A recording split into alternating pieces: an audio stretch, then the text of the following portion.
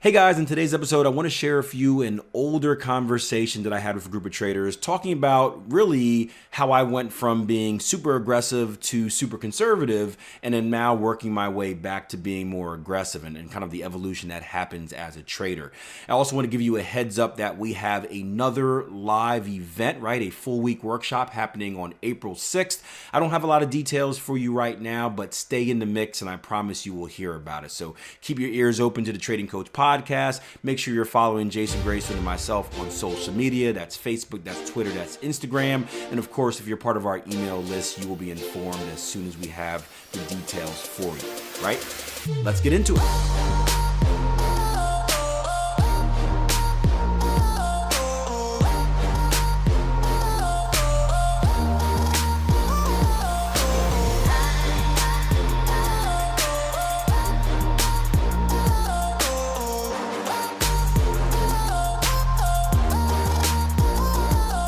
Coming off of yesterday's Q&A session, which I hope you saw already, I am still, and this has been really a journey since I've gotten into trading. I'm still working on becoming more and more and more aggressive as a trader. For you guys that have followed me for years, you know that you've seen me become more and more aggressive. I am going to become a much more aggressive trader. It just takes time to do. But there are some cool breakout things that I'm working on. It's just I don't know when it's gonna happen. But there are some cool breakout things for situations like this to get involved in these breakouts, which is kind of cool. Chris says I'm working on becoming less aggressive. Well, it's funny you say that. That's how I started, Chris. I started super aggressive. And I was super aggressively losing money. So then I worked on becoming as conservative as possible, right? And I became really conservative. I got better at trading. I learned the game more. And then as I got better, right, I'm getting more and more aggressive. And a lot of it has to do with, right, when we're at this point, right, we're super aggressive when we start, right? Because we're in that mode where it's like, the trading is this new magical world, right? It's Willy Wonka's chocolate factory, right? And we open the doors and there's so many things, right? There's candy over here. There's so many different trading strategies and tools and charts and forms. We're overwhelmed with the amount of stuff that is there that we can do. So like any kid in the candy store, right? What do? You just go around and start grabbing everything. You're like, ooh, this, ooh, that, right? And then when you eat all that candy, what eventually happens? You get sick, right? You get sick. And the version of getting sick in the markets is you lose money, right?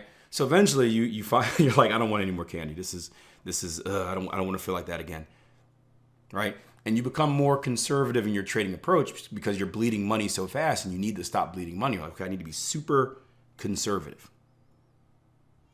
I want every single clue in the world lining up before I take a trading opportunity, right? So then you become this super conservative trader, right? And at this point, you're mature enough where you're like, okay, I'm not taking as many trades as I used to, but I'm taking the right trades, right? Have you guys been there before? I'm not taking a lot of trades, but I'm taking the right trades. And you start to become better, right? You become better and better. But then a little piece of you is like this, right? Because you're becoming better with this skill, you start seeing a lot of things that you can't take, right? You're more conservative at your trading, so you're taking less trades, which opens up more time for you to work on yourself as a trader, either going through course content, going through charts and practicing the skill, and you're getting better just simply by time in the market. If you spend enough time in the market just doing the right thing, you will get better, right? You will get better. You spend enough time in the gym lifting weights, you will put on muscle. You spend enough time on a treadmill running, you will lose weight. Right? So you're in the markets and you're not doing that much. You got all this other time to do and you're going through course content, you're practicing on the charts, and you start making these predictions, right? Because that's what Akil says. Akil says go in the charts and just make some prediction. You start saying, like, okay, well, looks like we're gonna break out from that. And then you start making all of these predictions in the market that you can't actually get involved with, right? Anybody been there? where you start calling stuff. I think Chris said it earlier. He's like, man, look, or Chris or Phil was like, yeah, I think this is going to happen, but doesn't meet my rules. Matter of fact, I talked to Chris earlier in the chat. He was saying this. He was saying, man, I saw this cool opportunity, didn't quite meet my rules, but played out just how I thought it would be. You see it all the freaking time, as Gabrielle says, right? And at this point, you're disciplined enough not to jump in because that's what lost you money in the past. So what you do is you start working on ways, because now you're knowledgeable, you know how to build the system, right? We taught you all of that stuff. You start working on ways that you can get involved in all these new big shiny moves that you couldn't before.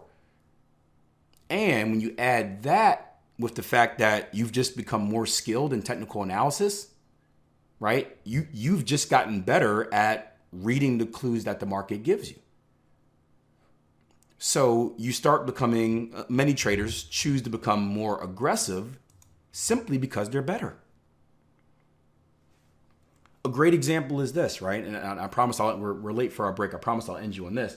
A great example is this, right? I'm a Philadelphia 76ers fan, right? We had a great win in the playoffs yesterday, right? We have this rookie point guard. His name is Ben Simmons. He cannot shoot to save his life. He can't shoot. Great athlete.